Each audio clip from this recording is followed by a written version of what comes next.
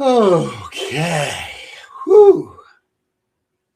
Ooh, forgot one more thing. I gotta get one more thing. Oh, the studio is a mess. Oh, the studio is a mess.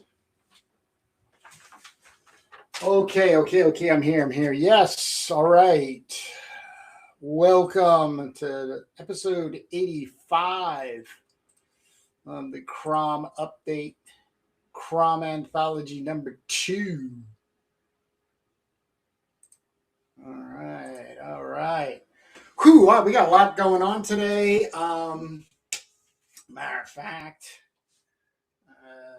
can't forget to send Jake Jacobs from Turbo Pit Fighter. He's coming over about after 11:30. You send him his little reminder. He's been begging me to come on. All right, where is Jake's? Really? Oh, because I don't instant.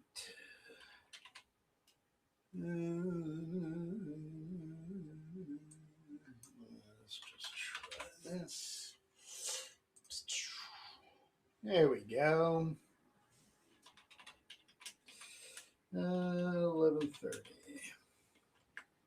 Boom. All right. We're here. Oh gosh, got so much to go over. So the biggest news is the anthology mock-up is at the printer. I'm going to be repeating what I did last year, and the page count is basically about the same. 252 pages the mock-up is going to be, and and so excited that the majority of it is comic. Other than my 40-page laid out right now, CROM Pros Illustrated, and 10 pinups. That's all I have are 10 pinups. We are looking at the rest of that being comic. And as I said, I'm going to keep repeating, this is a curated project. So I got to be down or under 200. There's going to be two big deciding factors of what will ultimately be in CROM Anthology 2. The obvious is work being completed. Ken Landgraf, his pages have been sent to me, just showed up yesterday. I'm going to show these off a little later. I've got my pages back here. I'm going to show off for the most part. Charlie, what's going on? Got your comic. Amazing. And the second thing is going to be the continuity. So how things flow together. So based on those two things, we'll see. I have already, I had 2 stories I was working on through January and February. One was a Lala and the Weird Iron Crown. It's not going to happen. And then General CROM or Genghis CROM. Not going to happen. So I have 4 things to basically ink and complete. So I got a lot there and everything. But right now, I want to talk about CROMthebarbarian.com. I just submitted to SPX to try to get into that show, which is in Baltimore. The last 2 years, I've attended that with Dan Snoke from Rave Sensation. And we just thoroughly impressed as years went on. So I'd like to get into that show. That show is also 2 weeks before IC3, which I've submitted to as well. which was it's going to be in Providence, Rhode Island, Warwick District. I haven't been accepted, so these are two shows that I've submitted for. If I get into both of them, it's going to be one hell of a month. It's going to be fun. But the other part of it is going to be, I'm attending both of them. So that's not without whether I get a table or not. That's that. But for the SBX submission, by the way, thank you, Noah, for giving me a heads up about that in an email yesterday. Is that I actually listed myself as a publisher, and will not only be showing and selling my books, but will be showing and selling others. And those others are, just got this from Adam Bennett. Adam Bennett, Altar of the Serpent, where we will be running the next 7 pages of his story. This is over 32 pages, with then we had some amazing pinups and stuff. Podcast before was with Adam Bennett, reviewing this. So this is going to get on the store today. But this is one of those just amazing feats. Like, I have so many things I want to accomplish with thebarbarian.com and CROM Anthology. And this here is one of them. Publishing. So the manga style. So using CROM Anthology as a way to piece by piece get your graphic novel together, your comic, your floppy. Here's the opportunity. I will be going down to SPX with copies of all the comics that I show. Unless I'm sold out and they're sold out, that would be the only reason I don't have them, as well as IC3. So, CROM, Altar of Serpent, Adam T. Bennett, of course, the magical and exciting Brutal Blade of CROM. And the crew that goes behind them.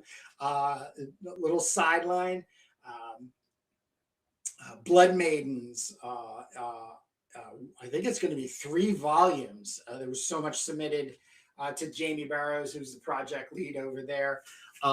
Is an offshoot from this. So it's a female barbarian characters. I submitted an old 2014 story character named Wench, which I'm really excited to see in print. It's a black and white version of the full color plates, but super excited about that. So I think I'll be in the 2nd volume for that. But I still have copies and would be coming down with copies of, just the amazing other CROM Anthology. And this is great. And a lot of contributors for CROM Anthology too are coming out of the CROM, Brutal Blade of CROM crew. So that's really exciting. Let's see what else we got here. Of course, I still have copies of Jim Gullett's CROM collection, which is the first 4 CROMs that he did for Lucky Comics. And as everybody knows, I just love Jim's work, but most importantly, the way he can keep the consistency of CROM as a character, facial expressions. I just think it's so spot on, and I envy it so much. But we got copies of that. Let's see what else I got. Of course, Turbo Teasers. Berserkernaut. Berserkernaut's Jeff Lafferty, who is going to be doing a full-page illustration and has written a poem for CROM, and has been submitted and accepted for CROM Anthology #2. So that was a big win, and a check off of my wish list to get Jeff Lafferty involved in CROM the Barbarian. These are 2 also recent additions.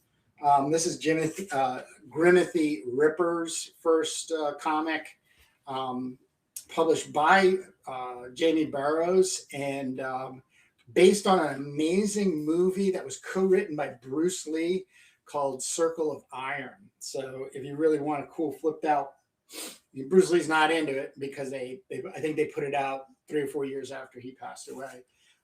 But just amazing martial arts spiritualism, and this is the Barbarian version of it. Really sweet piece. And then of course this amazing Cyber Zerker.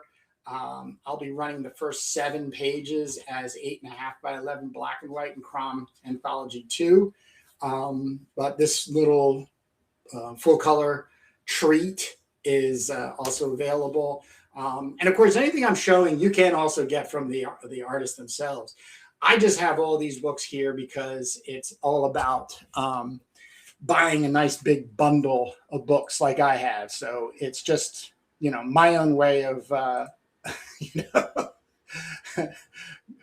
going about wanting how I like buying comics. It's hard to just buy one comic and wait for it. In my world, I love getting like a big stack of books shipped to me. As a matter of fact, on Turbo Pit Fighter tomorrow, Sunday, with Jake, I will be showing off my Chud comic haul, which is comics haul under $1 that I did that show last Sunday with Dan Snooker and Grave Sensation. I got copies of Adam Relic Hunter, Lemna, Adam Lemna, Relic Hunter. Number 2 just hit the ground and is live and just simply amazing. Just love his work, love his character, love his story. Very, very inspiring. Bought extra copies of that and a couple more extra copies of the first Relic Hunter. This, I feel, is one of those must-haves when it comes to indie and Barbarian comics. Just received the finished pages from Drawn Sword for his second part, 11-page Crom the Courageous, written by Ron Parsons, and he inked it. So it is just it's just mind-numbing. So if you don't know Drawn Sword's work yet, you're missing out. I only have a few copies of this. I don't even know if I make it to SPX, but something will have to be worked out that more copies from New Zealand, because this is a limited edition, one time, 100 copies, signed and numbered by Drawn Sword. So still have copies of that. And then Arabian Nights, illustrated by Lillian Chesney, one of the first female comic artists. Just an amazing thing. Arabian Nights, if you know Sword and Sorcery at all, the classic, the tradition of Sword and Sorcery out of the pulps, specifically Weird Tales. This is a cornerstone. You got the Greek myths, if you will, like the Iliad and the Odyssey. You have the Viking sagas, the Icelandic sagas, the Eddas, they also refer to them as Arabian Nights, and fairy tales. And those are the four pillars, if you will, that uphold a really good traditional Sword and Sorcery thing. So I bought a copy of the original comic, pretty beaten up, repaired it, and then obviously reprinted it. This is also available on Amazon. So books are now starting to migrate and get on Amazon. So if you are anywhere in the world and you're watching this, and these 3 books that I'm just about to show, which is the Arabian Nights, Crom the Barbarian, which is my first 2018 collection, and now recently my Crom 2024. These are all now not only available in print form, but you can also get them and download them as Kindle if you want to do just a Kindle read or download to your tablet and read them that way. So just literally just search Crom, usually like collected, or Crom the Barbarian, or collection, and you will get link to that.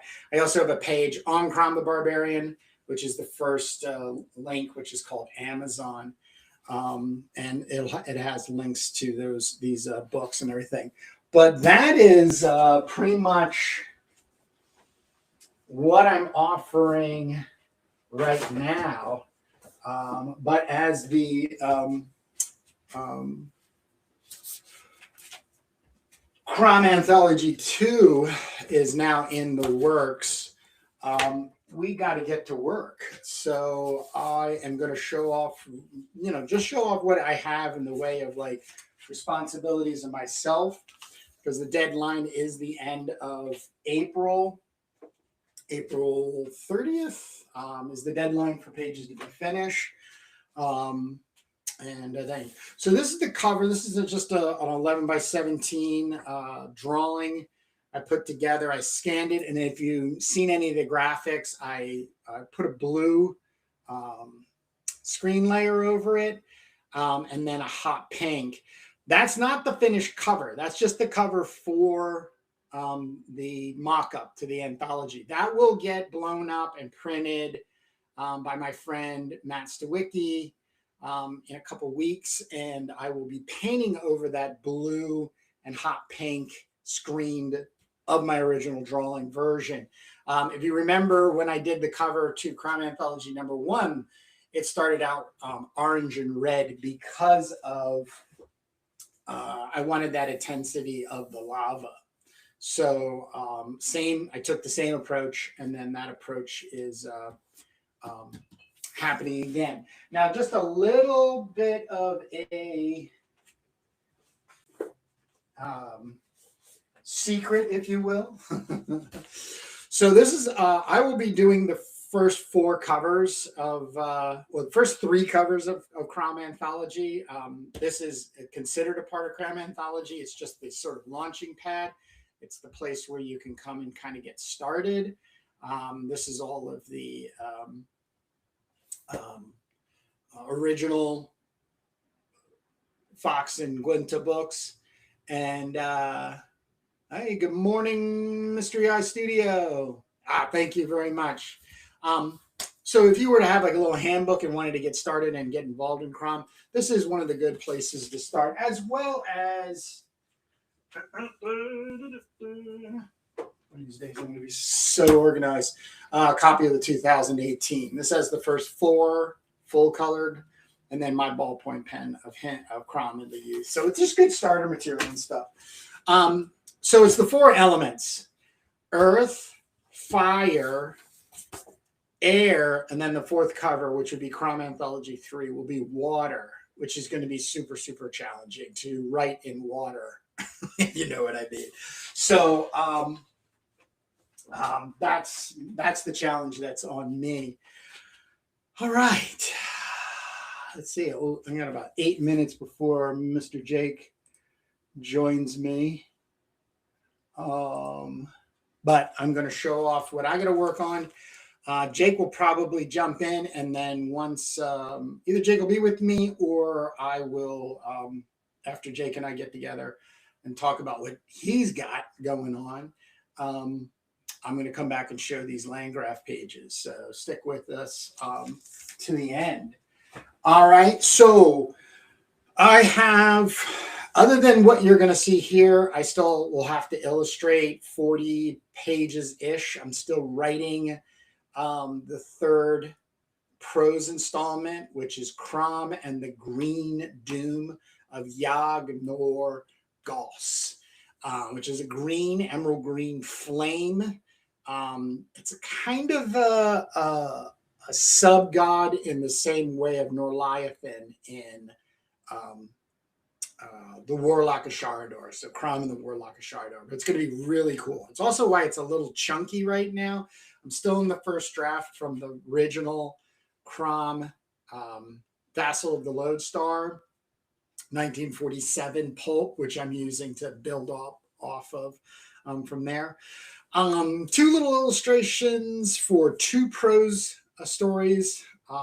Really excited about these prose stories being in, one by Bludgeon and the other is by a new writer named Ali, which will be his first appearance in publishing, something being published. So really excited about that. So I'll be putting 2 small illustrations together for that.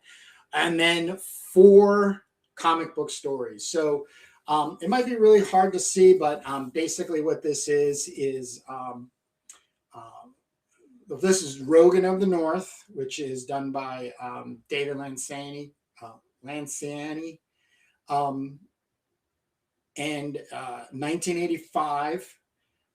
These were old PDFs. He does not have the originals, so I am taking upon myself to remake the original drawings to be printed in the materials that he definitely worked in, which were Sharpie markers. So basically, these 2 Sharpie markers will be inking things. So I just print out 11 by 17 at 10% screen and work right over the top and really not make any embellishment whatsoever, just to keep them in all their glory, because I really, really like this series of small comics based on the storytelling that David put in as a young guy, like us all, which is another reason why I want to print this, preserve and print it. It's one of those times where somebody in their high school years or college years wants to become a comic book artist like myself.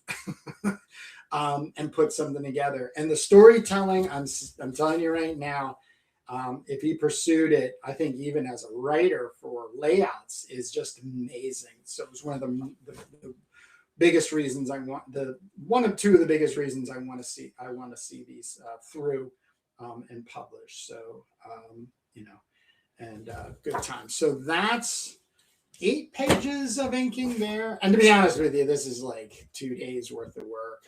So, not too scared of it.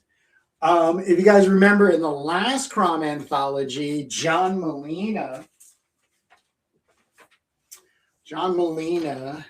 submitted his first comic, CROM and the Serpent's Lair. Read my mind over the channels of the universe and gave me exactly what it is I wanted, which was that Japanese or that Amera manga style. So from the 80s, which was a comic, those were the kind of comics that I read.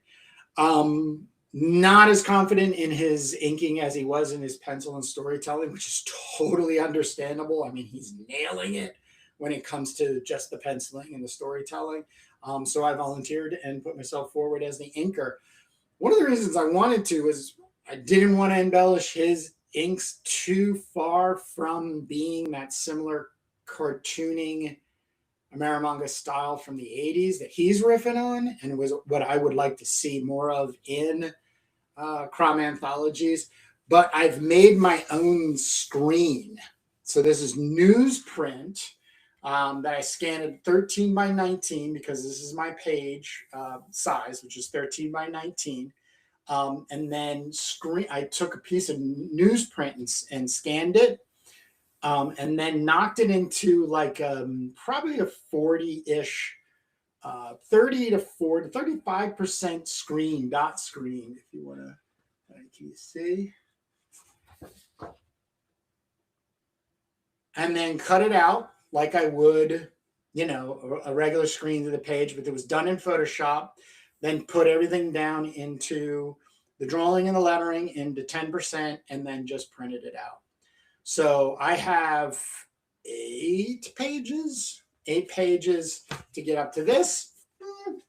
It'll take time, but I'm currently working on putting these pages together right now.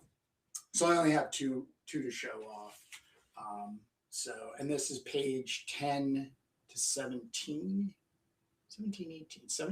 18, which is kind of sweet. So I'm really excited to include the next part of John Molina's Serpent's Lair, CROM and the Serpent's Lair. And then my two stories, which, are part twos as well, or second stories. First one is this Crom Jr., which is my comedic, cartoony character, only 6 pages, and based on a 1945 cartoon in the Golden Age public domain, Basil the Bold. So he was like a little kid knight, and everything. But I'm just converting it now over to Crom Jr., which I have to say, the character is in standing with my feelings and thoughts about Crom getting to become a dark god. So there's actually a character or two in the I think it's 6 these Crom Juniors I'll be putting together, that are anchoring, or not anchor. What's the word? Like there to nurture him and become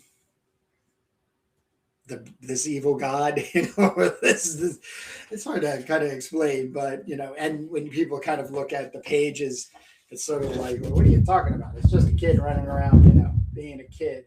But that's kind of the thing, is that we all start out as a child in development, and our nature and nurture, and then it's the things that you get yourself into start informing you later in life. So it's kind of fun to have him. I thought having him just a dumb barbarian Tarzan kind of guy, like I started him with my first 4, was good enough. But this is kind of even more exciting too. But it's also just to be like funny. You know what I mean? That's really all. It's just a something to break up. 200 plus pages of which CROM Anthology 1 was, but now it'll all be around 2. What that's all about in the way of like, um, humor. Just everything being so darn serious and everything. Then this is the second part of Crom Daring, which is based on a 1940s Canadian comic called Dart Daring. The character, when I found the character, I was so like struck by how I've embellished this, but this is based off of the original pages, art wise. Had this like Robert Plant, like when he was like 18, starting off with Led Zeppelin.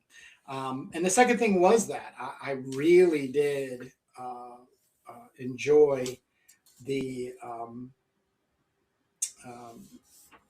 layout of the story.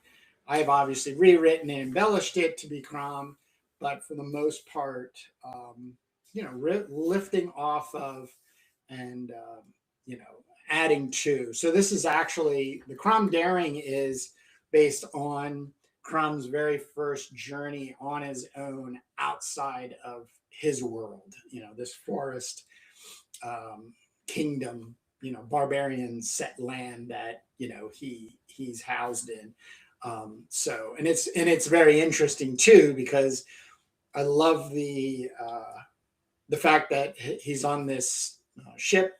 He's tied to a mast, and then he's all by himself, and then goes into a storm near an island. It's almost like somebody did this in order to kill him, but he, of course, doesn't die. Finds the ship in all of its disaster.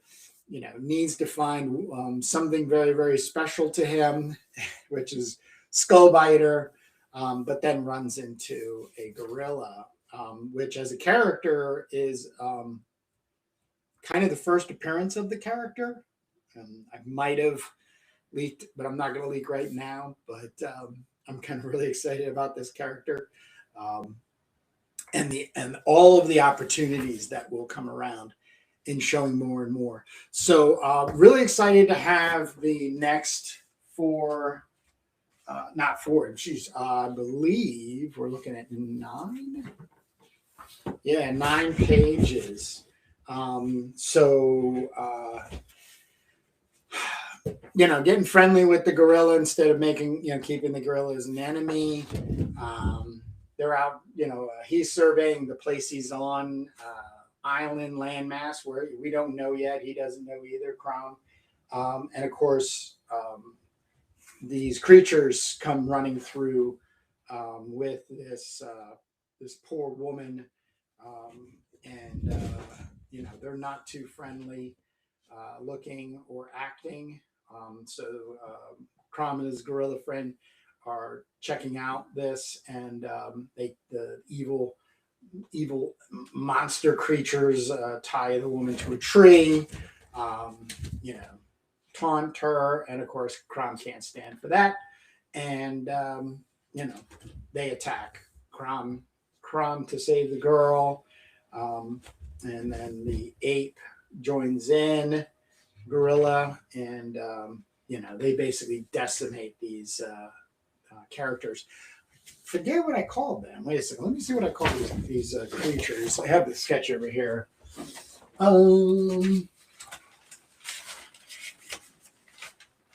Yeah, Krolls. Krohl. Krolls. So they're sort of a new evil. They're like skinny, dark, long. They're like, okay, I akin them the original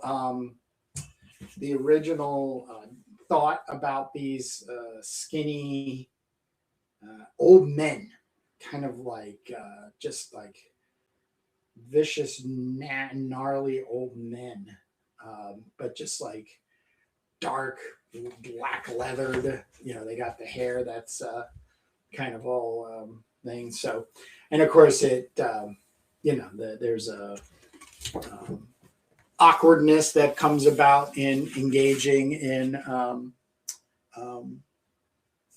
this new female that he's now saved. Let me just see where Jake is.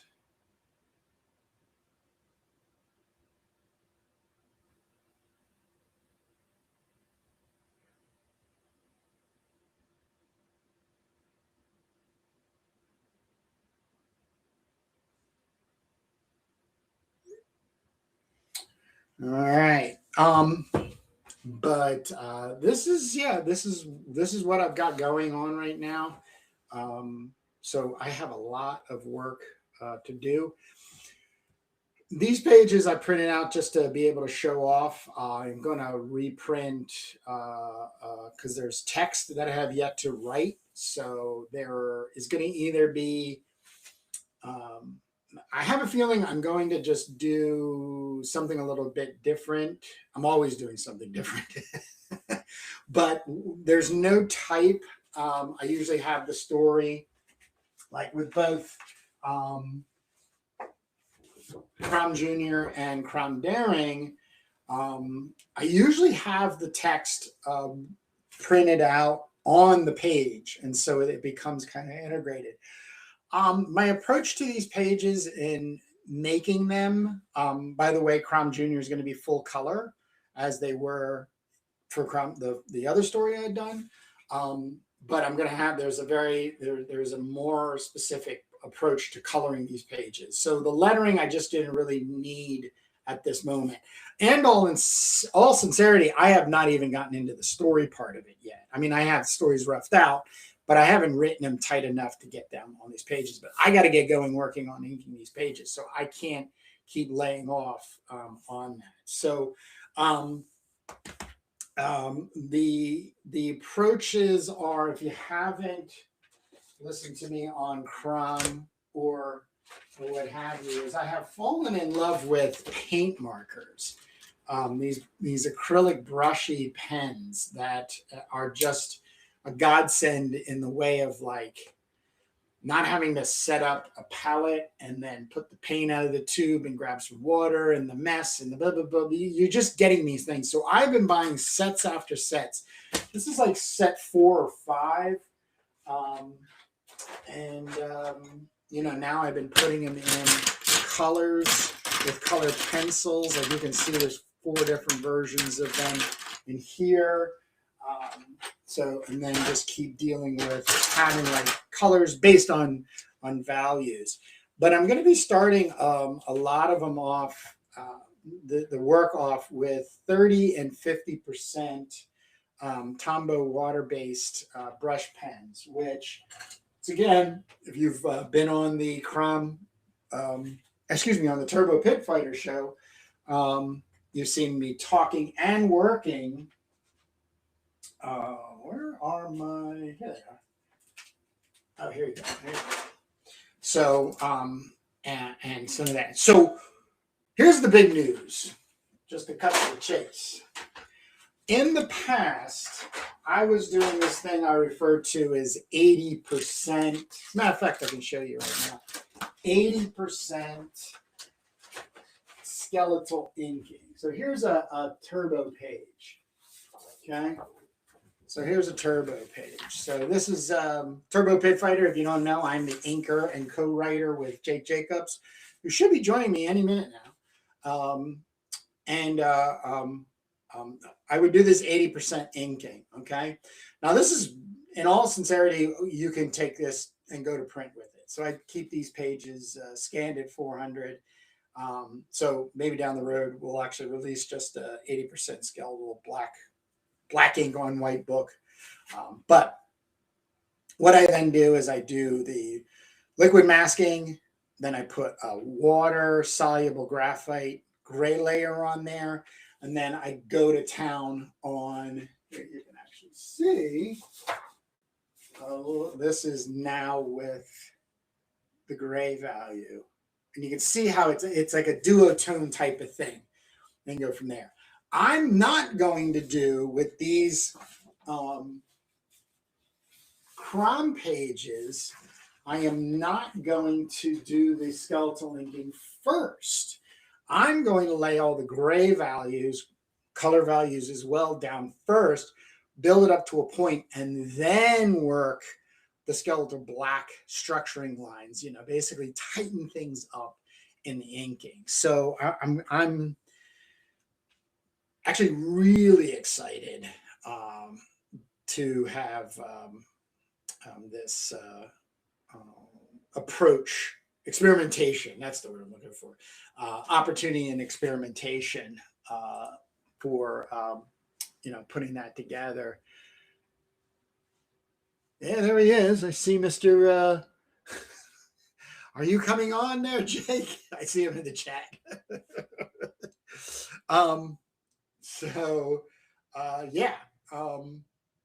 It's one of those things where experimentation, as I say, experimentation is kind of the big thing for me.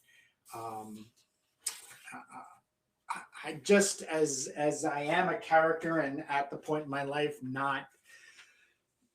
not settled with my approach yet. I do feel like I'm getting closer and closer, though. I feel like I'm right around up to around the corner in my process. The kind of fundamental thing I'm feeling out the most is, for instance, let's look at, here you go, right there, CROM Junior. Like I said, these are full color pages printed as black and white, and you have to admit it works. And when I do finish all of these individual CROM Junior 6-pagers, I will collect them all together and reprint them as a full color collection. So it's kind of marketing gimmicky thing, but it's all based on my experimentation. So not too worried about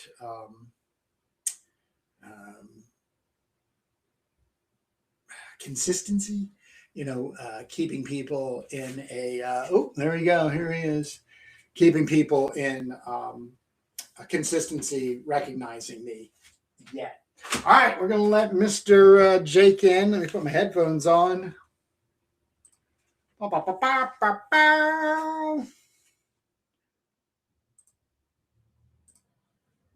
You there?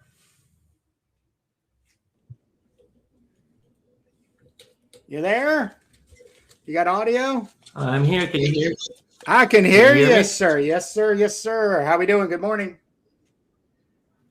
Good morning. Sorry, I was looking at the Turbo link. I didn't know there was a separate link, and I had to retype it into my laptop because I don't have any way of getting it off my phone. Sorry about that. Sorry about that. Just so everybody knows, this is Jake Jacobs, who is the other half of Turbo Pit Fighter with me, writer and penciler. So I don't know if there's anybody out there that follows me on CROM that doesn't know that, but in the future there could be a individual that comes along and what is this connection between Turbo Pit Fighter, CROM the Barbarian? But you've actually been asking to come on one of my little CROM updates to, I guess, share CROM story you're working on. Oh, a surprise. That's what you said. So I don't know if it's exactly yeah. Go for it. Oh, all right. Well, hi everybody. Yeah, I'm Barbarian stuff is not my number one, but I understand that Kurt is like head over heels, and I really admire the way that Kurt has set up a community of collaborators. It's exactly what I was hoping for with the sci-fi world that we do, and we are building towards that. But yeah, we are. Yeah, but it's just a great model to have like a whole bunch of contributors, and so I wanted to eventually be part of it. And so in the last couple of weeks or maybe months, I did a pencil story, a Barbarian story, and I wanted to show it to Kurt for the first time. This is just a pinup that I started, didn't cool. But and get some direction from Kurt, like submit it for the CROM collected treasury, whatever you call it now, but anthology. The anthology, well, the latest one anyway, and just kind of bring you through the story. It's all kind of like blue line pencils. Wow. And I have 1, 2, 3, 4, 5, 6, 7, 8, 9 pages. Nice. 9 pages. Oh boy. And I'm hoping, like, I'm willing to do a little bit of like of regular penciling and just kind of tighten things up, but that'll take a long time.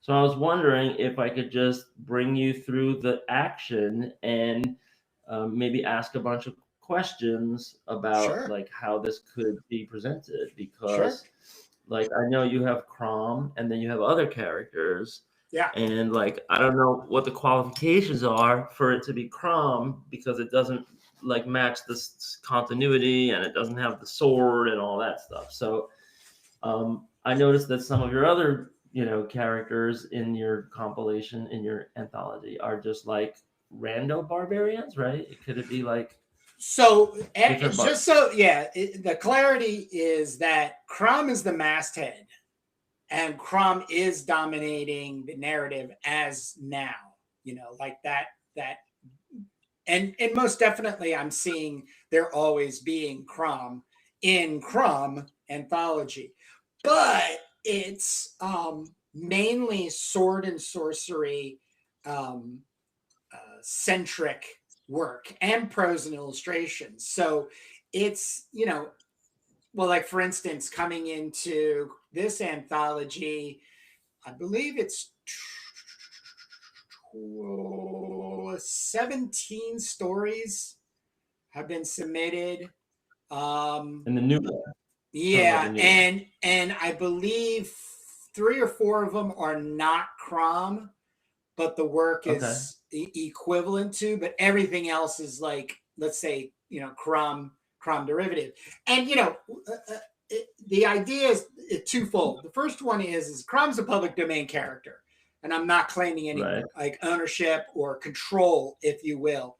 And two, I have been seeing, since I've gotten a hold of CROM and been working them, other people just doing a not a better job, a different job than me. And I have so much appreciation for that work. So I just, you got, like I said, Brutal Blade of CROM. These guys are just absolutely dominating the character, and each one of them is different, as well as one of the first is Jim Gullett, as well as the first I found working on CROM when I started back in like 2015-ish, 14-ish, is Adam Bennett. So, the ultimate would be CROM would be just a masthead, kind of similar to heavy metal. Like when we think heavy metal, what do we really think? Like, are we attracted to heavy metal because it has Mobius in it? Yay. Yeah. You know what I mean? I think the biggest thing is that it's well curated, and almost everything in there is like substantial. So, right. Well, I mean, heavy metal is heavily curated, right, for like, quality control, and like, the person's a pro, with their own following, I assume. I guess my question is, so those other guys, the Brutal Blade of CROM and the other CROM anthologies, like, how closely do they hew to the CROM story continuity as you do? Because I think you hew to it very, very closely, right? He's got to have Lala, he's got to have Skullbiter, otherwise it's going to be a different Barbarian name, right? And so what are those other guys all doing? Okay, so there are 3 stories, 10 pages each, that were produced in 1950 by John Guinta and Gardner Fox, having been written, and drawn. Now, all of us are riffing off of these 30 pages. Now, riffing, the first thing you do is you got, Blonde Barbarian. Second thing you have is Skullbiter Sword. Third thing you have are, crazy magic wizards. And then the fourth thing you have is like monsters, beasts, or challenges, great challenges. Secret, the fifth thing I think that really needs to get amplified, and now looking at your page is, once again, it's another like wish come true for me, is beautiful women, or the feminine aspect in a sword and sorcery story. A lot of people out there don't really have any emphasis on that aspect of it, other than the Blood Maidens anthology Jamie Barrows, I think, is also trying to cure as well. But the idea is taking kind of the pieces, the Simri, which are these 8 men, and there's plenty here that you can pick off the bone and go from there. You'll also notice a lot of people's first stories are serpent based, which is based on the first story of CROM, facing down this big serpent that's protecting the fountain of youth. But once you've riffed and you've moved on, you just keep moving. I am the custodian of the Gardner Francis Fox Library, and I am very conscious of keeping Fox's voice alive in my narratives. That's why I keep incorporating his old pulp stories, and I make sure like Lala is a pretty substantial part of the story structure, like the kind of like third phase of of CROM's life. He has lost Skullbiter, and he's kind of wandering the desert trying to find some solace from an experience he had in CROM in the Warlock of Sharador. But his sister does have the, and so she sets off looking for him, and her adventures are with Skullbiter. Oh, so I didn't know that CROM has a sister. That's Lala. Oh, wait, Lala's is CROM's sister? I thought that was his babe. Well, that's the thing that kind of like is being skirted. You know what I mean? Like not only by me, but it's something that I'm definitely touching base on and moving through. And I do actually have and I reveal actually in the prose story a little something that kind of nods to their relationship. Maybe a little sibling wrestling on or something. Well, yeah, I want the stories to leak the stuff, but the relationship is that my version of CROM is pretty much a brute force. You know, he's not an intelligent thinker on his feet per se, other than like combat like that. He's not a grunting ape, but he's not going to be known for his thinking outside of the box. There's always somebody or something that's managing that for him, and throughout his youth, that's Lala.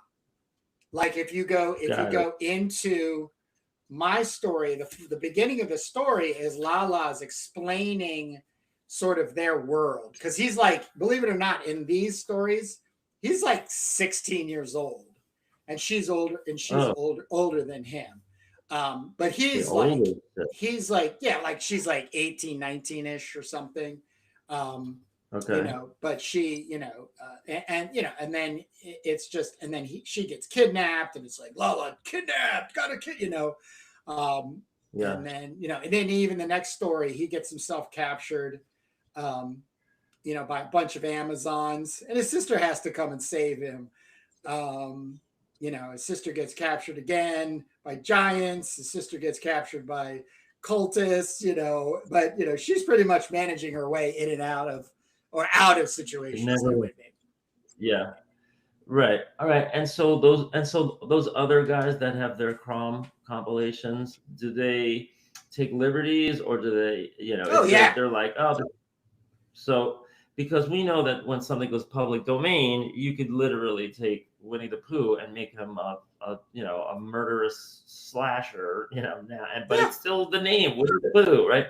Yeah. So you have like all different flavors of CROM out there. All right. Well, I'm pretty sure that you would want to make my Barbarian a different Barbarian, but I just had that question right off the top because you know, it could be CROM. I mean, I kind of drew the hair dark, but the hair could be light. I mean, you know, these are just like, it's a Barbarian story, and I know, you know, the same thing has come up with like Cole the Barbarian, and like, you know, there's other Barbarians that Marvel and DC, like there's Claw the Barbarian, there's all these different like Wolf. So if this is supposed to be a different Barbarian, you know, like, does this have to be a certain one, or can it be like Sheldon Abramovich the Barbarian, or you know, who my personal take on trying to world build / timeline continuity, like in a Game of Thrones, I have no desire towards that whatsoever. For me,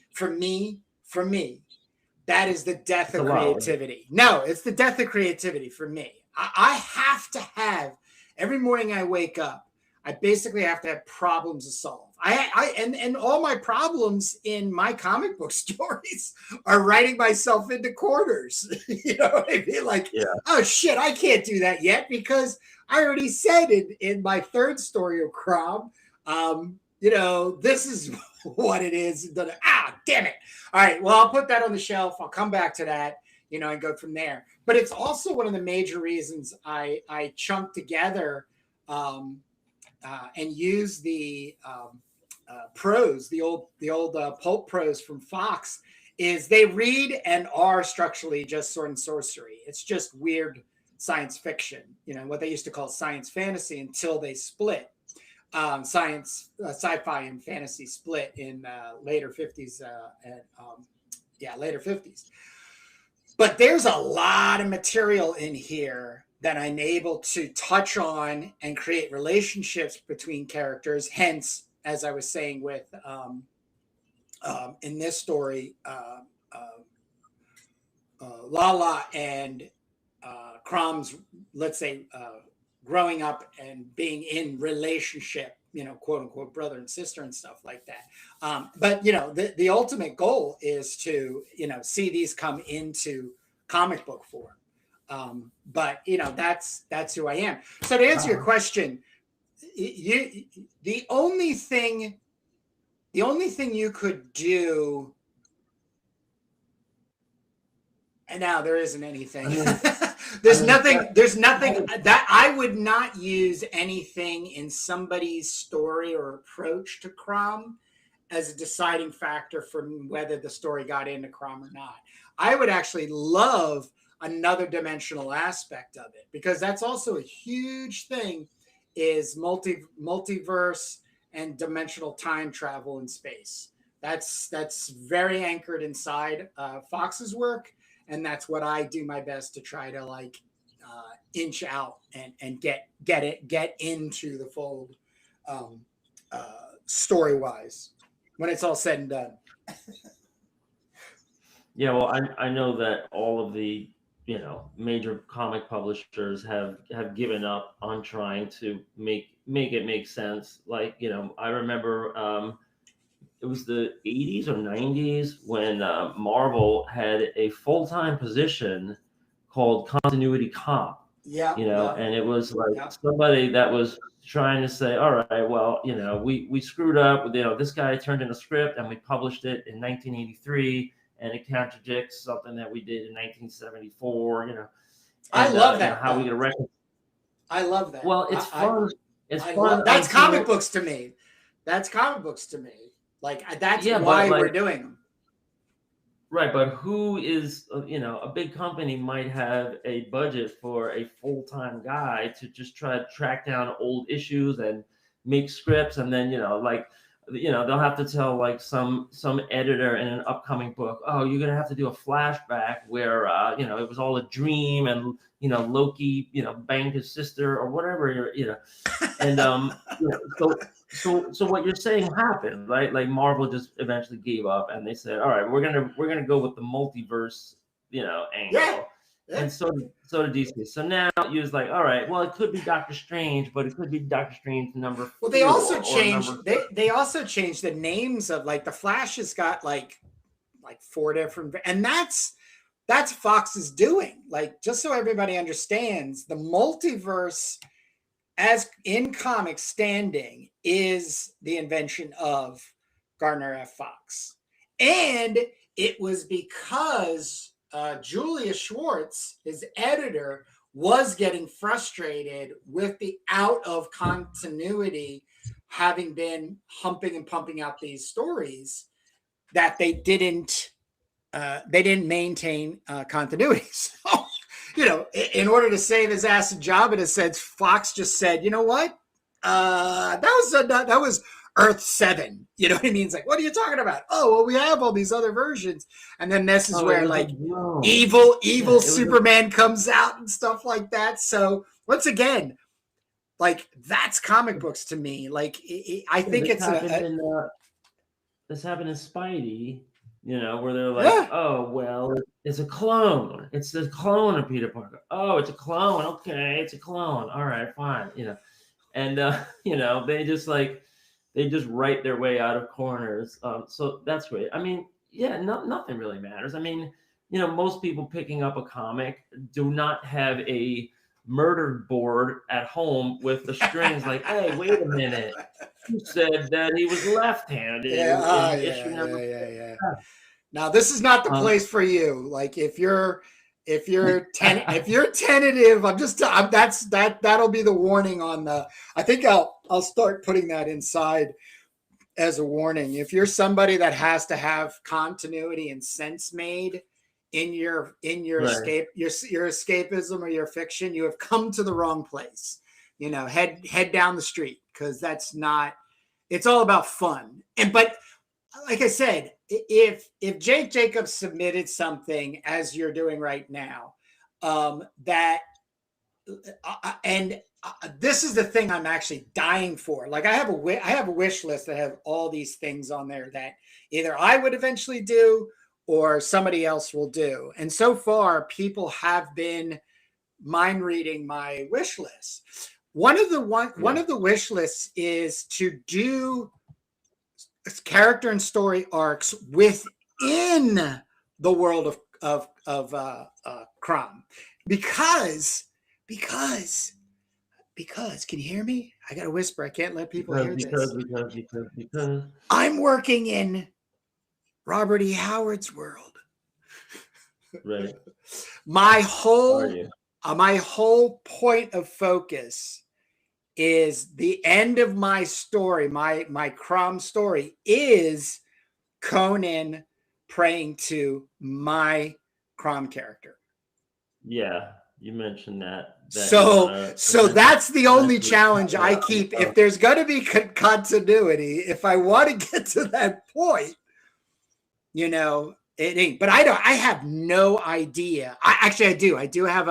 I just figured something out through the King Conan comics. And I'm super excited, but I'm not gonna spoil that yet. But it's there. It's fun. So if you're creating a presentation and some of the other questions are coming down that I still want to hear, whether it should be a left or a right or a black or a left or right or a black and white answer from me. I'm already going to say, is there a way to take what you have already and say, hey, the city they're in right now or will travel to is Ophir? Right. Well, that is going to be a great opportunity for you to help me refine the dialogue and the narration, because cool. All that they're in a place, but there is kind of a setup to it. So do you and so I think I got my question answered. My other question, this is a little bit off the beaten path, but it's just a kind of like a public domain question in general, and I'm putting this out there. If you know the answer, let's discuss, or maybe somebody on the chat or reading this later. But has there ever been a case where there's a public domain character? I mean, I'm trying to think of something, but I can't recall anything. There's a public domain character, and we know, like Winnie the Pooh is probably like the most extreme example we can think of, where and Harriet Tubman and all these public domain figures, they all become like demon hunters, or they become like a knife wielding slasher or whatever. And it's not the Winnie the Pooh we know with Christopher Robin and the little balloons and everything, but it is at least a bear, right? I think so. My question is, has there ever been a public domain character where they took the name and they just completely made it no relation whatsoever to the existing character? They're just trying to cash in on the name and get people to buy something, and then there's nothing to do with it. They don't relate to it in any way. And does that at some point become a violation? Like, is there any regulation or stipulation or that you can use this character, but it has to be a guy, a girl, a dog? So the why somebody uses a public domain character number 1 through 3 is because they're hoping, as well as know because of the internet and searching, that there's an established fan base for said property. Now, and nostalgia and a huh? nostalgia that kicks But in. Well, there's also a yeah. So the way I found Crom the Barbarian, and this is no lie, I made the decision and said, you know what? I want to get back into comics, but I don't like anything that's going on with Conan the Barbarian. I don't. I believe they were with Dark Horse. They were, and I was trying to get into it. I couldn't. I mean, I couldn't get rid of those comics fast enough. And I know it's probably sacrilege as a sword and sorcery purveyor to say that, but they did not hang on the vine like the Savage Sword of Conan to me. There was meeting nothing. And the biggest problem I had later in my life and kind of leaving Conan the Barbarian, Savage Sword of Conan from Marvel was he was pushed into a hero's role, right? So I sit down at the computer and I literally type public domain sword and sorcery character. And my mind, though, before I see Crom the Barbarian, is I'm thinking I'll find a prose Weird Tales character. You know what I mean? Because that's where all of this stuff was coming out there, and there are, let's say, characters out there that are adjacent to it, but the these comics pop up, and I'm like, hello, what's going on? So I investigate, and I find, there's only 3. Okay, 1950. Okay, let me check eBay. Okay, they're running like around $20. The first 2 stories are in pulp magazines, so they weren't even standalone comics or even in anthology-based comics. They were in they were printed at this size too, like they were digest. Well, that's why I put this together, was to keep in format to the digest size. Out of This World Adventures 1 and 2. The third one is then is printed in Out of This World Adventures comics, issue 3 or 2 or 2, I think it is 2. So I ended up buying all 3 of those, scanning them, and putting out this comic, which there are still 2 or 3 copies on cromthebarbarian.com available. Then started just, ballpoint penning based on Garner Fox's Thunder character, which is a like a Tarzan type of thing. But the first comic was done by Frank Frazetta. So I was like, this is a perfect goddamn storm. But to answer your question is that if somebody was to do Crom the Barbarian Bear, like that's the, you see what I mean? Like if they were to do it, probably, I know it would have to be done. The art then would have to still lean into, sword and sorcery. It can't be like, let's say, Disneyified, right? For me, right? But it could be something where it could enter, the animalmorphic or whatever cartoon character world of, you know what I mean? Like it could be interjected over to, fans, children's and stuff. But to answer your question point blank, I do not know of anybody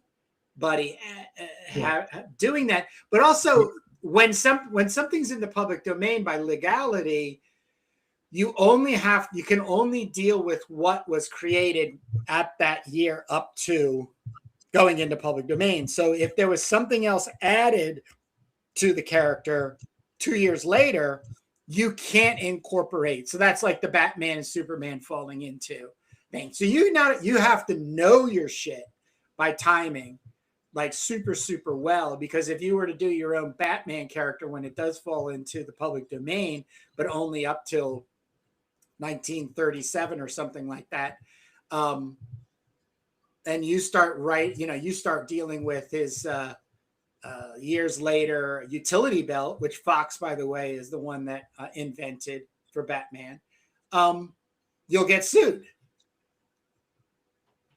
Yeah, right. I understand. So I'm just talking about stuff that is purely in public domain, and that somebody uses the name and then just changes everything, and just kind of like exploiting and taking advantage. I mean, we know in publishing there's so many opportunists and shysters, and not the least of them was the founders of Marvel. Stan Lee's aunt's husband, Martin Goodman. You know, and yeah, you don't see that. It's a good thing, but I think that this is an area that is very much just self-policed, right? Because I could come out tomorrow with a Winnie the Pooh comic, and it says Winnie the Pooh on the cover, and then you open it up, and it's about pirates in the Caribbean, and it's just like, haha, sucker, I got you to buy the thing, But apparently, there's nothing the estate can do at that point anyway, right? Because the whole thing is just, it's just, it's all public domain. And the only thing kind of like, tying it back to the original character is just, I guess, the appreciation from the fans and, whoever is putting stuff out again and doing new adventures is trying to tap into. But like, and a lot of these, the name is really, where most of the value is. I would think. Anyway, I that was just something I was curious about. Sure. Nothing to do with yeah, I mean, because, obviously it's legal for somebody to do a CROM story, and, he's 60 years old and he has a wife, and, whatever, they could just change that. That's just modification, alteration, and that's perfectly allowed for things that are in the public domain. And Kurt was just saying that he kind of has a sense of keeping it a little bit more faithful in his curated anthology, but that the other anthologies, they just go afield and they do whatever they feel like, right? God bless. Yeah. All right. So, do you want me to start taking you through the storytelling? Hell yeah. All right. Well, as we were talking, I just penciled this blue line pencil, turned it into damn gray line pencil. Didn't draw the eyeballs, but so, and I wonder if I can I raise this? I think I want to try to, like, I don't know if you can see this, okay, but we'll probably just go panel by panel because not every page is a splash. But yeah, page 1. And this is a nod to Denny O'Neil, and he said, like, nothing gets people more involved in a storytelling than somebody opening a door, right? Like what? So page 1, we see this fine female who's scantily dressed, and she's opening a door. And you can see in the opening here, she can't see it yet, but you can already see that there is a barbarian looking guy who is bloody and knocked out on the floor and just bleeding in heaps. So she's opening the door, and she's going to be like, what is making such a noise at this, at this hour, right? And she's going to open the door and see this guy. Now the guy is as yet unnamed, so that could be fun, coming up with a name, or maybe there is some other name that's lying around that this fits into. I mean, between you, me, and the wall, I'm just drawing like Conan-ish stories here, and so it could be anything. All right, so here we'll just like zoom in a little bit. So here we see her feet down at her feet level, and the guy's knocked out. And she says, well, look who it is, the vaunted warrior himself. And then, the name, like Freddy the Barbarian or whatever. And she goes, what's it been, 10 years? Right? Now there's a horizontal shot here. And maybe I'm not showing it that good. Right here. Okay. And here you can see that she is preparing some elixirs from her cabinet, And all the way down the hall, you can see the doors open and the guy's lying here in a puddle of blood. She goes, "Oh, me? Yeah, I'm okay. How nice of you to ask. Evidently, you need some of my healing bitters to mark your illustrious return." Now, none of this dialogue is final, but Sure. you get the gist of it. I got it.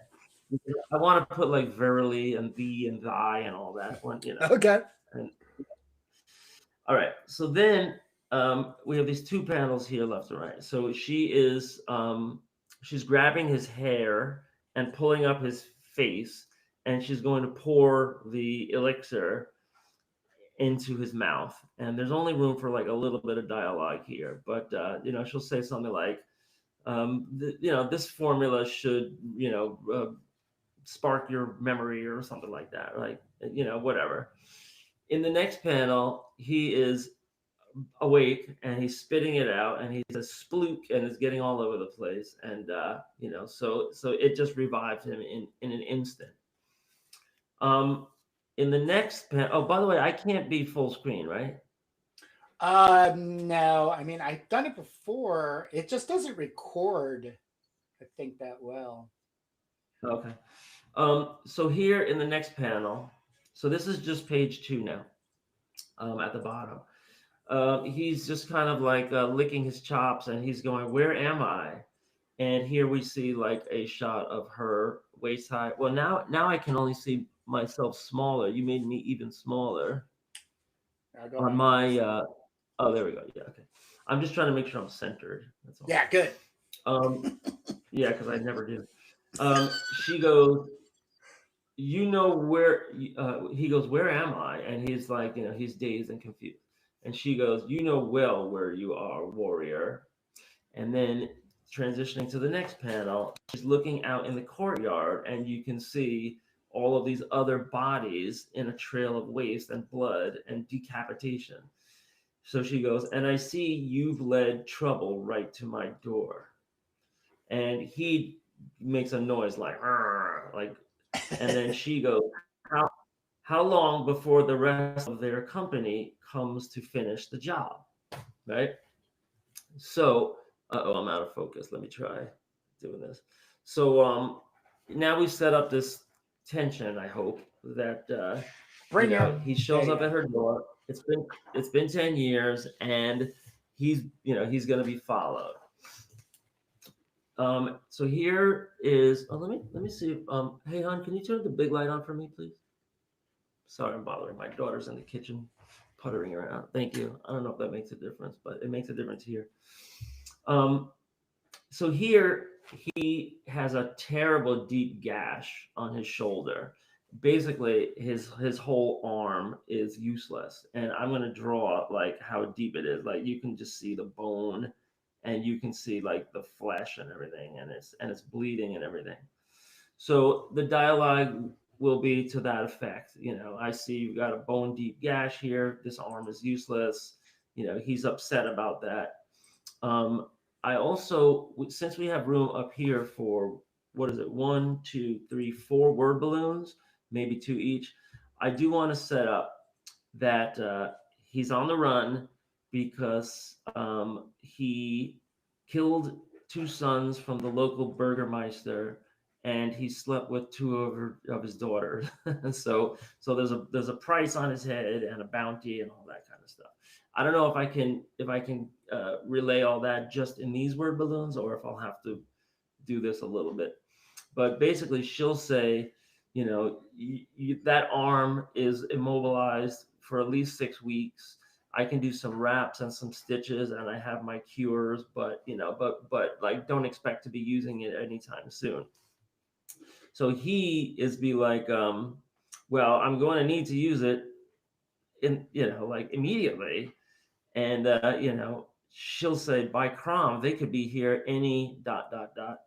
It seems they've arrived." And so now we see both of them are kind of looking at shock, like over their shoulder already, right? Like no rest for the weary. We're like, this is a very fast moving story because it's only a 9-pager, right? And now here we see, the Warriors 3 or 3, bounty hunter bad guys one guy with a spear and a sword, the other guy with a pickaxe and a little sword, and the other guy with like a battle axe shield. And they're talking haughtily here, and we see like a little bit of perspective here in the neighborhood.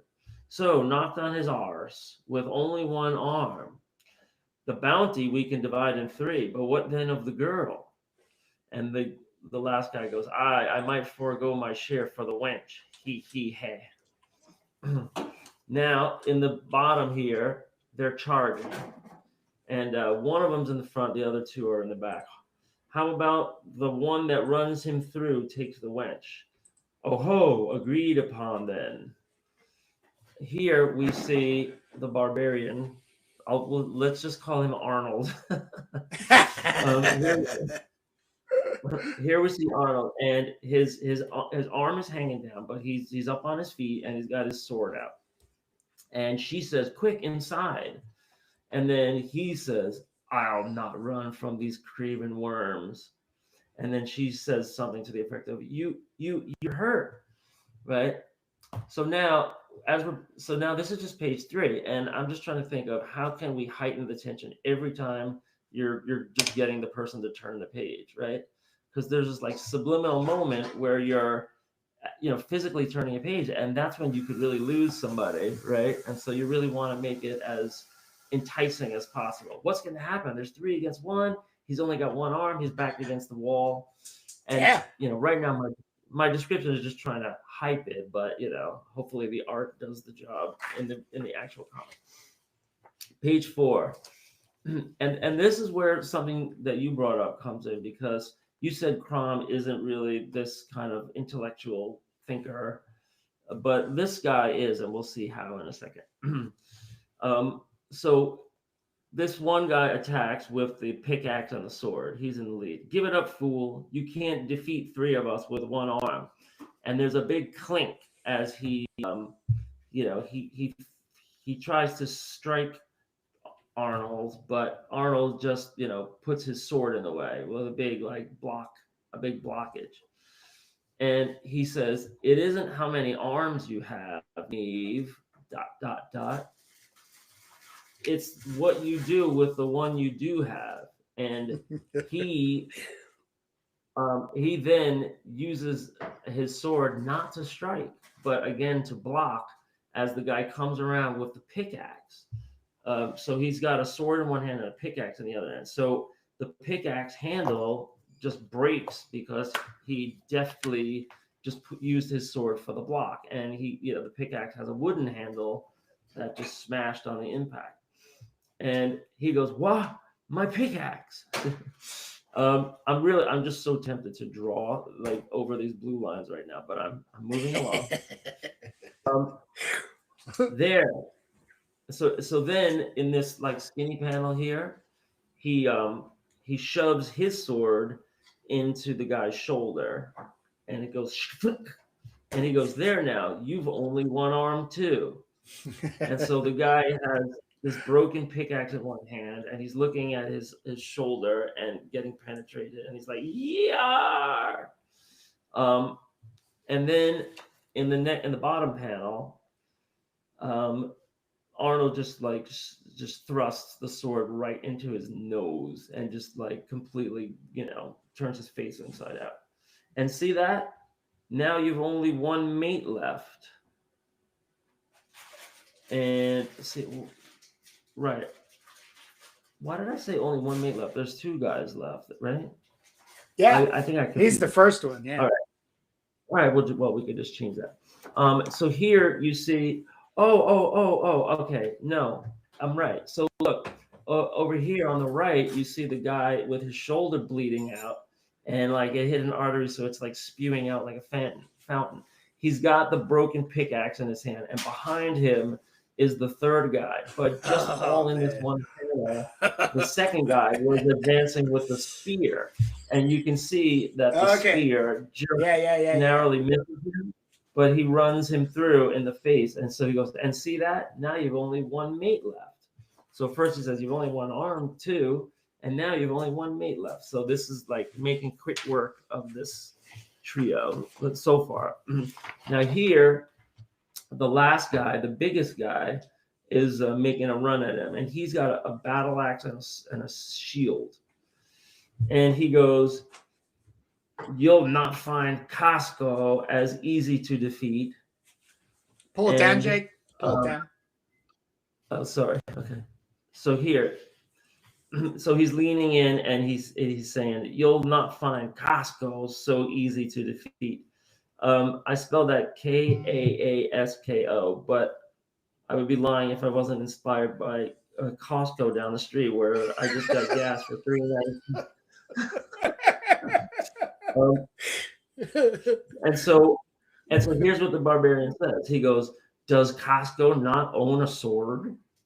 Right? So he's already trying to like get into his head, like, you're not a swordsman. You're just coming at me with a battle axe and a shield. So mayhaps you should return to your log pile to chop wood. And then he goes, "Why, you mountain trash, I shall dance on your corpse. I'll have your head." And he's rearing back with the battle axe back here for like a big, mighty blow. But of course, he's just playing right into the hands here of the Barbarian.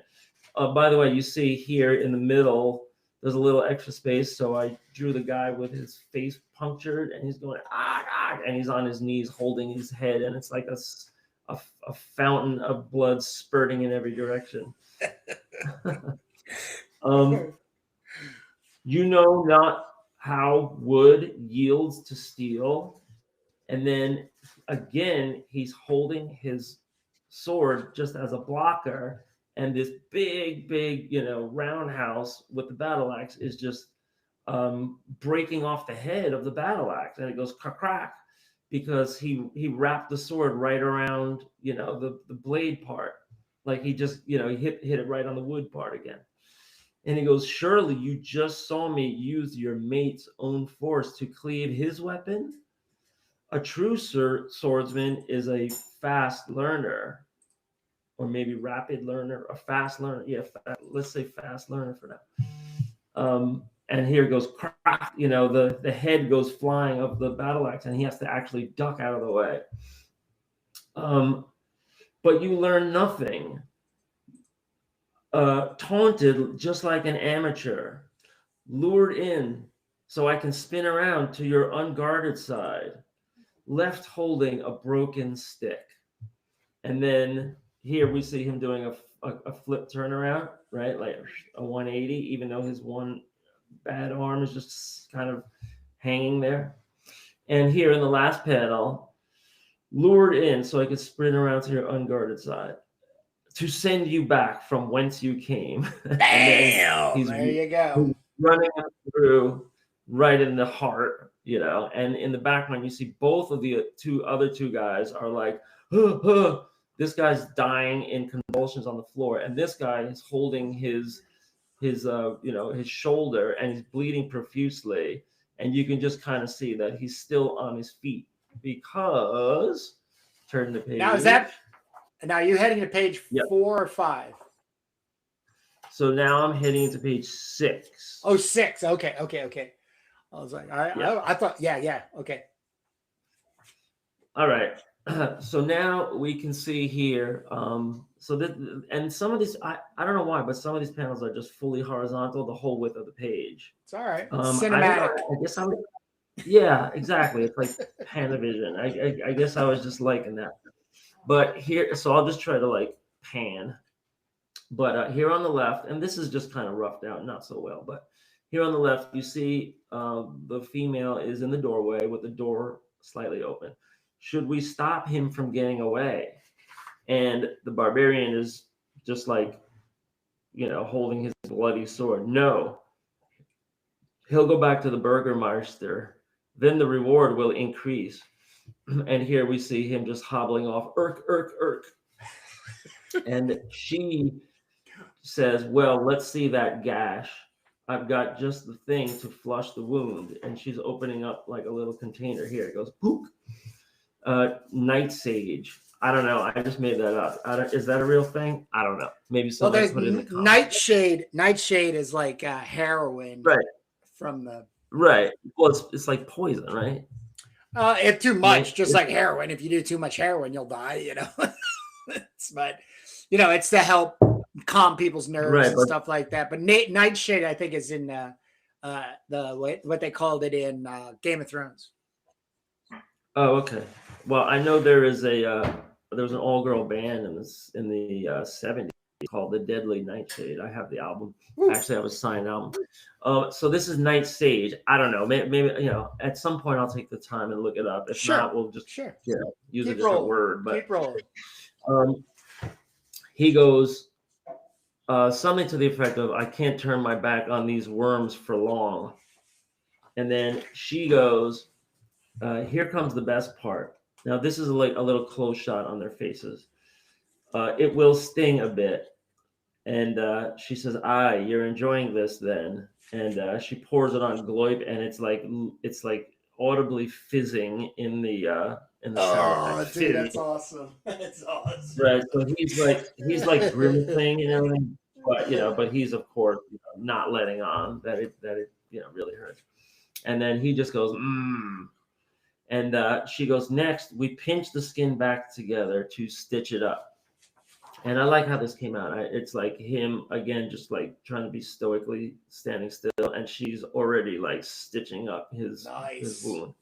Nice. And then the last panel here, it says, "And then fresh bandages, but this will need changing soon." And we see her just putting the bandages on. So I did take up like a little bit of time there to explain how he's going to go from the battle to the next stage. And now, as much as I hate talking heads, Smoochy. right? He says, "There's something I need to tell you," and she goes, "I," and "I you." And then he says, I have hidden a trove of jewels in the ground." So now we get a little bit more information. He stole from the Burgermeister, and he killed the son, and he had affairs with the daughters. And he goes, "I need someone to retrieve them when I've gone away." Right? So he hid them somewhere, and he wants to leave town to take suspicion away. And he says, "I need someone to retrieve them when I've gone away." And she goes, "Gone away as in left again, or gone away as in dead?" Or maybe I'll write "gone away for good," or I don't know, something like that. But I need a little more poetic language there. Now this big splash panel of her spinning around and kissing him. And he goes, "Never do you cease to beguile me, woman." She says, "I don't want your stolen jewels. I'll not be involved in death and plunder." And then I have a big space here for another word balloon. I'm not sure what to say there, but she goes, "Let me tell you what I do want, ... And then she takes his hand and she says, "Come." And he goes, "We've no time for this now." So you just see like their hands here. And of course, he'll still be like dripping with blood, everywhere. And then she says, it's part of the healing process. Here, I can show. Can you see this okay? Yep. So now I'm trying to separate. Okay, because left is right and up is down. Okay. It's part of the healing process. And here he's lying back and she's disrobing. Not that she was wearing that much in the first place. All right. So here's page 8. Right? Do I have that right? Hold on. Let me just do a quick idiot check. 1, 2, 3, 4, 5, 6, 7. Yeah, that was page 7. So here's page 8. So here they are lying in embrace, and he says, like, "Help heal," and then she says, "Think you can manage with one arm?" and then he like turns the tables on hers, and he goes, "I remember your little games." And here he says, "But the part I remember most of all, those nails." Right now, as he says that, look in the corner here, you see there's like a shadowy figure that's leaning in silhouette with a knife. Yeah. So there's imminent danger. And here she says, "Aye, those sharp nails cutting so deep." And here we see the knife is right behind his back, about to lay right into him. And then here, cutting so ... yarg. Now he is stabbed in the back. And we see for the first time this youth, and he says, "Get off of her," right? So he comes into the picture here, and so this is a big splash panel of him getting stabbed in the back. Now we're on the last page. How are we going to get out of this? She comes forward wrapped in the blankets and says, "Wait, do not harm him. He is only a boy of 10. And then Arnold grabs him by the throat and he says, "You know this, whelp?" And the kid is going, "Irk, irk," as Arnold has him by the throat. I don't know if I'm showing that good enough, right? Yeah, there you go. Yeah, he's got him by the throat, and he's really mad. And the knife is still sticking out of his back. Oh, man. And then she comes up behind him, and look, I don't know how, I just drew this kind of like Conan-ish here, but he is Taran, my son. He is your son as well, warrior. Whoa. What? It's what I've been trying to tell you. ... And then he was supposed to be at his apprenticeship down the hill. He's trying to say something, and then he's pointing over there behind him. What is it, Taryn? And then the last panel, you see the house from the outside with the thatched roof and the little smokestacks in the neighboring house, and then this big wall with the spikes on it. And then closing in, we see 1, 2, 3, 4, 5, 6, 7, 8, 9, 10, 11 warriors armed to the teeth. And inside, the word balloon says, "What is it, boy? What are you pointing at? Outside? Something outside?" And then down in the bottom here it says, "To be continued." Nice. So I have just like the outline of the next part, and I think it would just be like another 8 or 9 pager, really. But what happens? I'll give you the spoiler right off the top, is that no, don't give me spoil. No. And okay. I do want to start wrapping up. I want to wrap up your segment because I'm going to reveal. I got Ken Landgraf's 6-pager for Crom and Gervanus, but right now. Yeah. Oh, not right. Not I mean, but it's part of the show. The show. Yeah. I'll definitely show them off anything. But that was kind of the big thing. And I do like. I want you to scan those pages and send them to me. So, because next time, huh? No, these are just blue line pencil. Okay, but still, so let me. Not ready for high-res. All right. But the next time you want to share, thing. But I just want to say, like, you have now submitted yourself for CROM Anthology 3, so that's like the big announcement here. So if anybody gets this far in the video, huh? You have somebody to ink it? I do. But it would take that much longer. No. Let's just do you, which is the pencil and the writing. I mean, let's just get to that point. But I also have to say, like, the two things, like I said, that I'm even trying to incorporate more in is, like I said, that female presence. And being able to write them in a way that holds to the genre, in I guess a misogynistic way. But the That's the genre. no. But Okay. the being able to you know, that female character maneuvering that said, you know, misogynistic, you know, medieval, Oh yeah, well that's you know, why that, you know what I mean? that's Like why without them being, you know, the Mary Sues, you know that term, right? Where it's like, you know, she can well do no wrong. She has all the power. were She, you you know what I mean? Like yeah. that's You mean Red Sonja? that's the tough challenge, you know? You mean Red Sonja, the Red Sonja, the Well, Red female Sonja that now, yeah. She's a very Mary Sue kind of character, which is very, yeah, you know, she's once fighting again, it's a big 300-pound letdown. barbarian. Yeah. Yeah. Because I don't know if you've seen anything about this, but just yeah. So I had done a 2014. I was working on a character called Wench, and she's literally the female embodiment of Conan.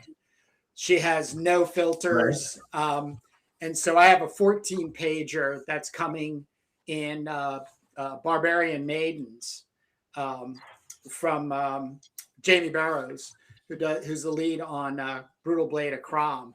So pretty darn exciting. And they're originally full color, but they're going to get printed in black and white. But that was the thing that with Wench, that's what you know, I deal with in you know, not losing the misogynistic genre troping, you know what I mean? Just the big blundering barbarian blood and killing and pillaging and, you know, all that kind of stuff.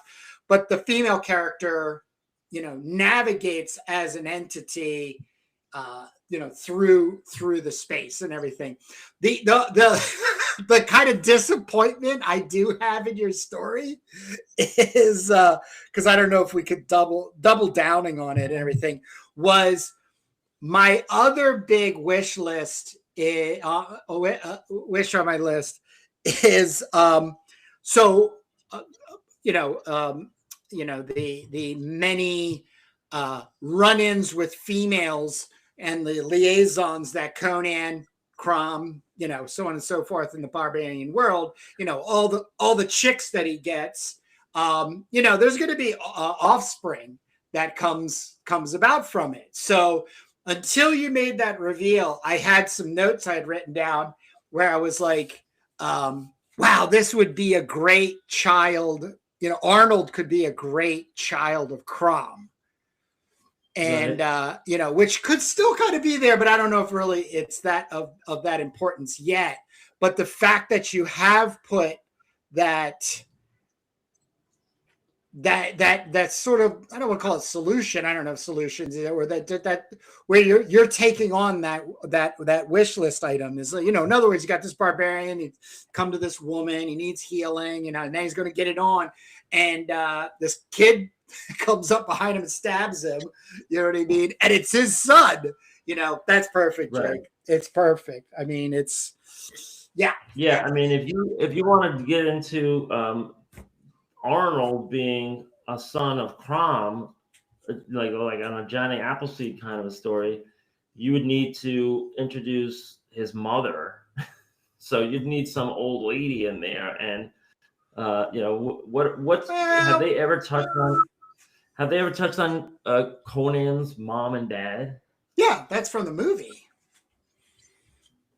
Oh, right. At the very beginning. That's the very beginning. Yeah. That's the whole movie. Is it's a revenge. It's a revenge drama trope where he goes to kill. Yeah. You know, he basically with his father's sword beheads Thulsa Doom. Right, but the story is just that he has a mom and a dad, and he wasn't like the son of a traveling swordsman or whatever.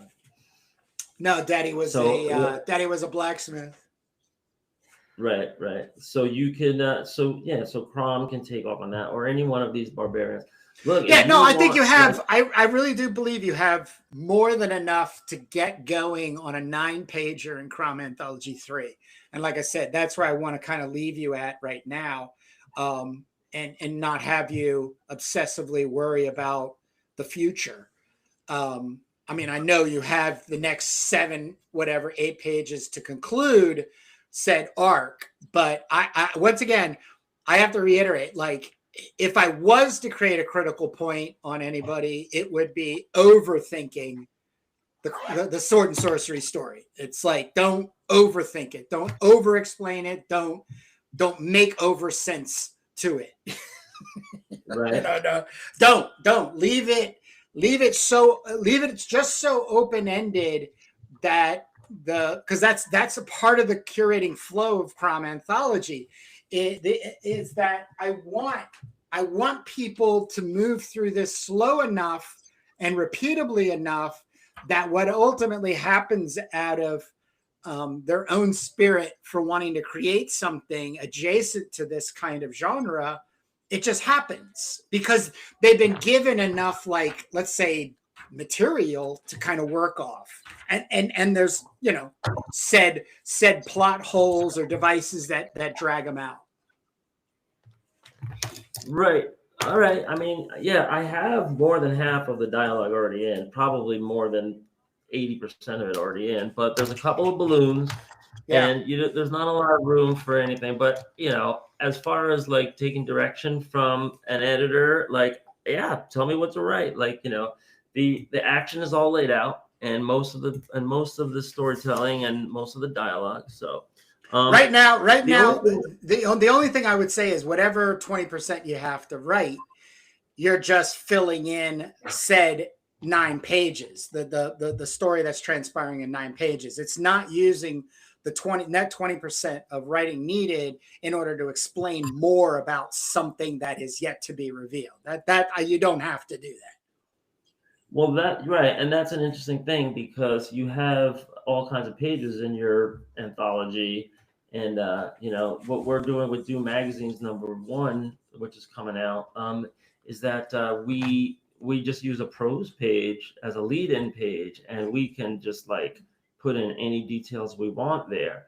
You're saying like make this specifically vague, and I'm all for that because I haven't really thought much out. But but then you could always, between now and publication date, you could always type anything up and just say, all right, this like I said, it's the opposite though for me. I would rather 5-6 years down the road be in conversation with you and say, you know what, can we pick up from back in 2026 when you were working on your Arnold the Barbarian comic story and maybe flesh that out more or directionally use that to help plot, because we're doing that with Turbo's World. You know what I mean? Like we have that unknown artist Kung Fu piece, that most definitely once we get out of Doom Magazine's #1 and Turbo Pit Fighter #1, we're going to have this opportunity to integrate that character into Turbo's world, So like I said, it's super exciting stuff, so just want to leave it as is.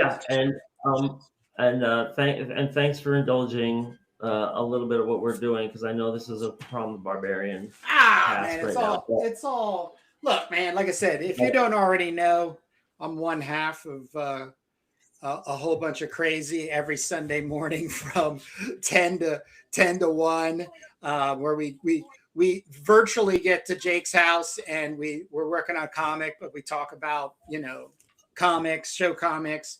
I got my Chud Haul. So I got a big stack of comics I'm going to be showing off tomorrow, a portion of that. Tomorrow. Oh yeah, tomorrow's going to be a busy day. Yep. Also, you mentioned the Power comics that we bought. We bought the original art too.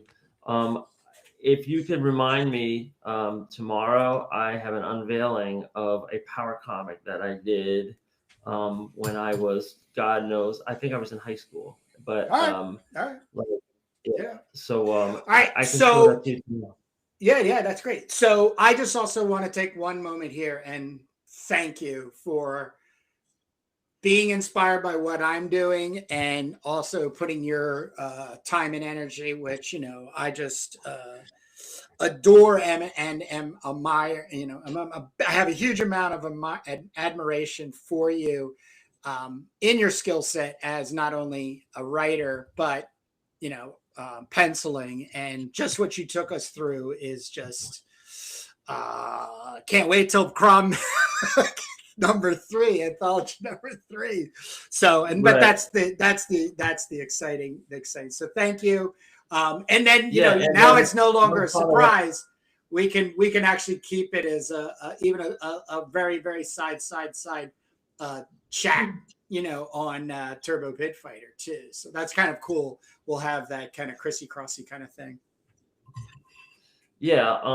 And if you're going live next with a Chromcast, let me know, because I'll just come draw in a panel and do and finish up these pencils. It's really not going to take me that long, because going over blue line pencil with regular pencil is the fastest part of the process for me. Sure.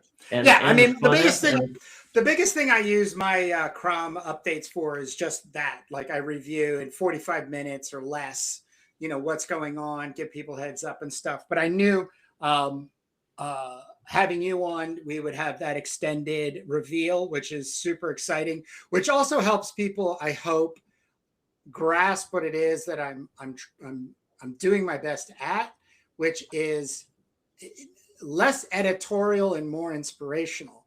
Like, I just want people to get motivated to make something and get it going and get it out there. And I have now a platform that, if you're working sword and sorcery adjacent, there's a home here, the Crommunity, as I call it, and everything.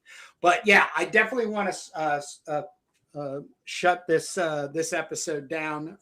I also have to get going in about 5 minutes, but you can stay there, because you can get to see right here the 6 pages of CROM and Dravenus Part 2 from Ken Landgraf that just showed up in the mail yesterday.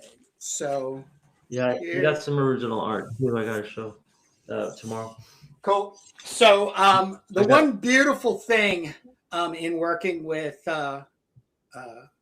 Ken Landgraf is I always ask for the sketches, because to see him in process, which on his YouTube channel is just like next to Alex Turbin and a couple other shows dealing with indie comics and stuff, like, they just get me so jazzed up. But I'm going to take like each page through and show first the. That was like some awesome Gil Kane style. Oh yeah, man, he riffs, man. He riffs. But and watching him. Oh, if you're on YouTube and you want to move after this over to some fantastic channel, go over to Ken Landgraf, and he did 4 videos for about 15 minutes each, where he inks his CROM the Barbarian pages. So super excited to get. And this is my script too. I mean, it's just it's dumbfounding to think that I've had written something, submitted it to Ken Landgraf, and got these pages back. I mean, it's completely crazy. But yeah, I just love his work. I love him as like just a character, just the way he goes about being creative. But everything cut and paste and white pens, but he's a tour de force. I mean, it's amazing. Also has a spontaneity. He also has a spontaneity nowadays, like that he didn't have in his earlier days. Yeah, right. Kind of like Jack Kirby. Yeah. So, really excited about seeing this in print. So, and this is like number 4 or 5 of completed stories so far. I think I have 23 stories that need to be completed, but like I said, in the curation part, I'm at 252 pages for the mock-up, which has to get whittled down to 200 or less pages. So, as the work comes in, that does help. That's a great format, because everybody can have a version, even if they don't get in the final edition, right? Yeah, I mean the where are you? It's just here. There it is.